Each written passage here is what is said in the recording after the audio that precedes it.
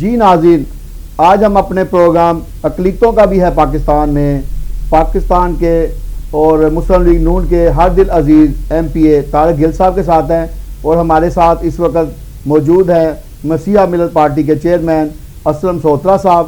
تو ہم ان سے بات چیت کرتے ہیں۔ پہلے تو ہم آپ کو ویلکم کہتے ہیں کہ آپ ہمارے پروگرام میں تشریف لائیں۔ تو سب سے پہلے میں طارق گل صاحب سے پوچھوں گا کہ آپ ہمیں یہ بتائیں کہ یہ جو پاکستان میں اقلیتوں کے کچھ میجر مسائل ہیں، جو بڑے بڑے مسائل ہیں، ان کے حوالے سے ہمیں کچھ بتائیں۔ تو میں بٹ صاحب آپ کو بتانا چاہتا ہوں کہ جب سے پاکستان بنا اقلیتوں کے مسائل جوں کے تو ہی ہیں۔ اقلیتوں نے اپنا حق جو ہے نا وہ خود بے کیا ہے، اور انہوں نے اپنا حق جو ہے نا وہ لیا ہے۔ مگر ایک بات یاد رکھنا کہ اقلیتیں جو ہیں وہ پاکستان سے پیار کرتی ہیں، خصوصاً مسیحی قوم کی میں بات کرتا ہوں۔ مسیحی لوگ جن کا بہت بڑا کردار ہے، دوسری بھی قومیں ہیں جو اقلیت میں ہیں، جس میں ہماری سکھ برادری ہے، ہندو برادری ہے، دوسرے بھی تمام لوگ ہیں، لیکن جتنا کردار، جتنا رول اس پاکستان کو بنانے میں مسیحوں نے ادا کیا وہ کسی اور قوم نے نہیں کیا۔ نہ تو مسیحی لوگوں کے اندر لڑائی جھگڑے والی کوئی بات ہے، نہ یہ انہوں نے کوئی لڑائی جھگڑا کر کے دکھایا۔ انہوں نے اپنے اوپر تشدد، پریشانیاں، دکھ اور تکالیف برداشت کرنے والے لوگ ہیں۔ اور آپ نے دیکھا کہ سن 1947 سے لے کر اب یہ 2020 کا یہ دن ہے، یہ سال چل رہا ہے، اور اس دوران بھی ہمارے ساتھ جو زیادتیاں ہو رہی ہیں، ان زیادتیوں کا ازالہ ہم کرنا چاہتے ہیں۔ ہم چاہتے ہیں کہ ہم اپنی حکومتوں کے ساتھ، کوئی بھی حکومت ہو، چاہے وہ PMLN کی ہو، چاہے وہ PTI کی ہو، چاہے وہ پیپلز پارٹی کی ہو، میری کمیونٹی کے لوگ یہ چاہتے ہیں کہ ہم اپنے پاکستان سے پیار کریں اور پاکستان کی فلاح و بہبود کے لیے ہم کام کریں۔ بس اب میں صرف اتنا کہوں گا کہ ہمیں جتنا دبایا جائے گا ہم اتنا ہی زیادہ اچھلیں گے۔ اور آپ نے جنگ گروپ میں بھی کام کیا، آپ نے مختلف چینلز پہ بھی کام کیا، آپ نے نیوز پیپرز میں بھی کام کیا۔ اب میں کونسلر سے آج ڈپٹی منسٹر بھی رہا ہوں پیچھے، اور اس وقت میں MP ہوں۔ آپ بھی مختلف چینلز اور مختلف اخبارات کے ذریعے آہستہ آہستہ آپ میرے ساتھ بیٹھے ہیں۔ تو نظام ٹی وی نے یہ جو سسٹم شروع کیا ہے کہ اقلیتوں کے رائٹ کی بات کی جائے، اقلیتوں کی زبان کو کھولا جائے، اقلیتوں کی مجبوریوں کو سامنے لایا جائے۔ ہمارے ساتھ پاکستان مسیحا پارٹی کے چیئرمین موجود ہیں، تو ہم ان سے پوچھتے ہیں کہ پاکستان میں بہت ساری جو اقلیتی کمیونٹیز ہیں، ان کو بہت ساری چیزوں میں جو ہے نا وہ نئی جو ہے نا سہولیات بھی دی گئی ہیں۔ تو اس حوالے سے بتائیں کہ پاکستان میں ان کے جو یہ دیکھتے ہیں کہ جو MNA MPA لیڈرز، اور انہوں نے جو نئے چرچ بنائے، جو آبادیاں کرسچن آبادیوں کو بہتر بنانے کے لیے جو اقدامات کیے، اس حوالے سے ہمیں بتائیں۔ میں خدا کے نام کو مبارک کہتے ہوئے بات کا آغاز کرتا ہوں۔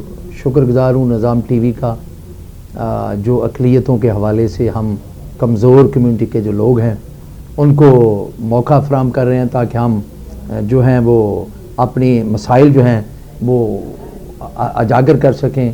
میں آپ کو بتانا چاہتا ہوں کہ پاکستان میں جب سے پاکستان بنا آج تک پاکستان میں مسیحوں سمیت کسی مذہبی اقلیت کو کوئی بنیادی حقوق مساوات کے طور پر، یعنی برابری کی سطح پر نہیں دیا گیا، بلکہ ہمیشہ اقلیتوں کو دوسرے درجے کا شہری سمجھا گیا ہے۔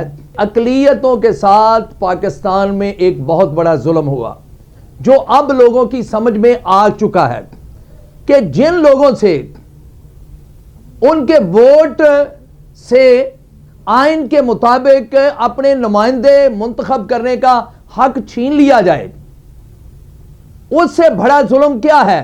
3 سال ہوئے سرکار کو، موجودہ سرکار کو، تو اب اپوزیشن جماعتیں جو ہیں وہ یہ کہہ رہی ہیں کہ سلیکٹڈ گورنمنٹ بہت بڑا ظلم ہے، ووٹ کی عزت نہیں ہوئی، یہ بہت بڑا ظلم ہے۔ میں کہتا ہوں کہ 20 سال سے زیادہ عرصہ ہو گیا ہم پر ان سب پارٹیوں نے سلیکٹڈ MPA اور MNA جو ہیں وہ مسلط کیے ہوئے ہیں۔ کیا اس وقت ان کو آئین جمہوریت جو وہ نظر نہیں آتی؟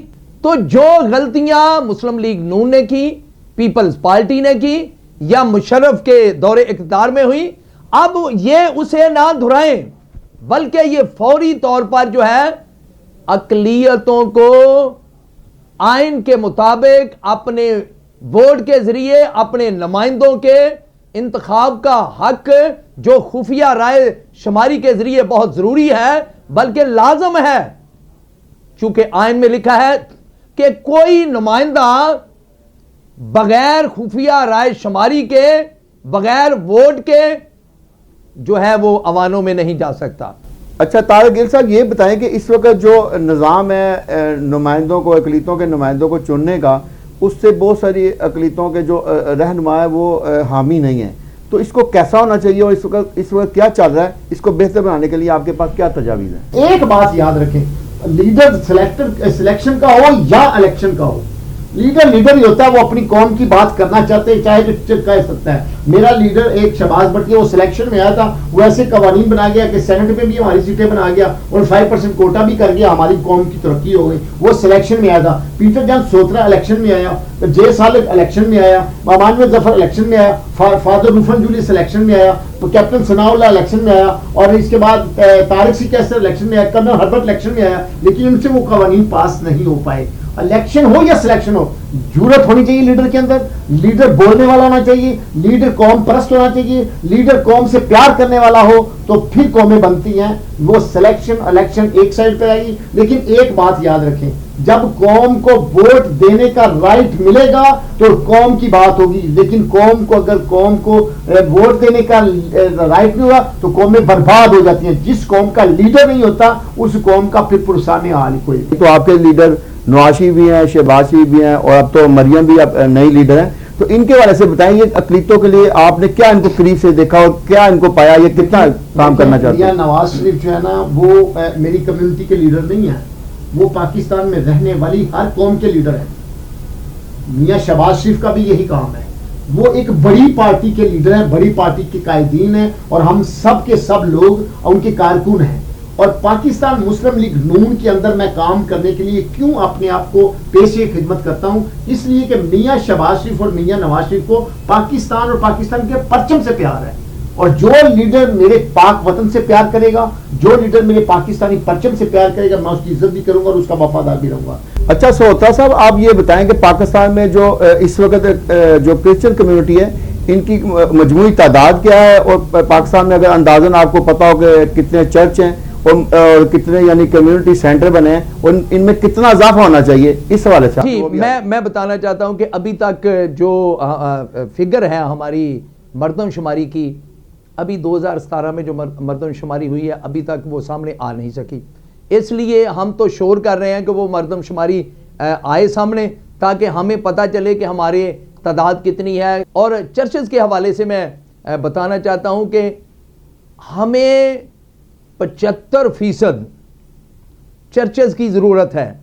جو چرچز ہمارے پاس موجود ہیں وہ بہت ناکافی ہیں۔ میں پوری تحصیل جو ہے اس میں سے آپ کو دکھا سکتا ہوں کہ اگر تحصیل میں 100 یا 200 گاؤں ہے تو وہاں پر بڑی مشکل سے 10-15 جو گاؤں ہیں وہاں پر چرچز ہوں گے، باقی جو ہیں وہاں پر چرچز نہیں ہیں۔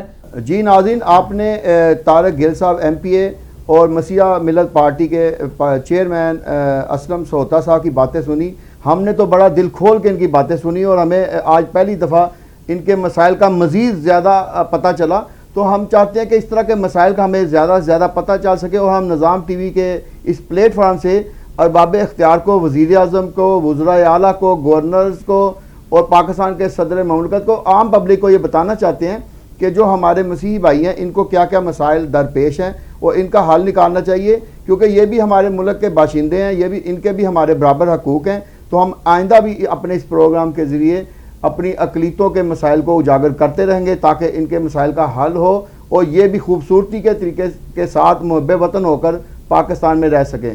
بہت شکریہ ناظرین آپ۔ سعودی عرب ریاض بھتاناز کیرلا مارکیٹ صفا مکہ ہسپتال کے قریب حشام اوکلا فارمیسی آپ کی خدمت میں پیش ہر قسم کی معیاری میڈیسن پر 10% ڈسکاؤنٹ حاصل کیجیے۔ رابطے کے لیے 27665556 بہترین میڈیسن کا مرکز۔